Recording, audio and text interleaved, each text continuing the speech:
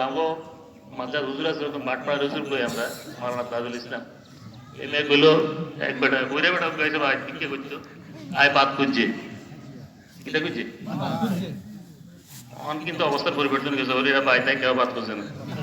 কি কর পুরান দিন আগে কিটা কইতো সাই কুতুর হানি হইলো কুতুর হ্যান হইলো আমার শব্দ নিয়ে গেছে আলহামদুলিল্লাহ আলহামদুলিল্লাহ কর ওইরে বেটার কাছে মন থাকে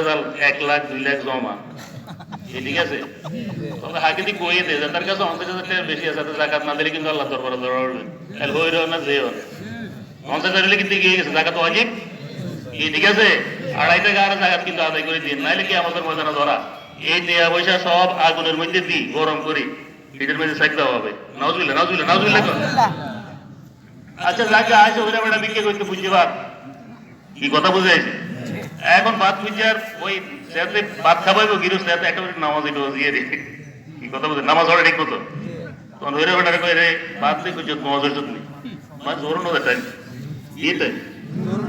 দেখ আসেনি জায়গা কথা বেশি করতেন না অল্প কিনা বেটার লাগেনি বেশি বেটার লাগেনি না না ওই যে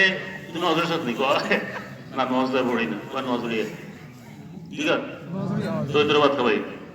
এরকম গৃহস্থ আছে না এখানে আছে না হেতার নড়ে এইটার ফেলের মধ্যে বুঝা মারাত্মক সিরিয়াস ঠিক আছে চলি যায় এইতে গেছে নজর তো আর ভাত খাওয়া আইসিল নাই যাই নজর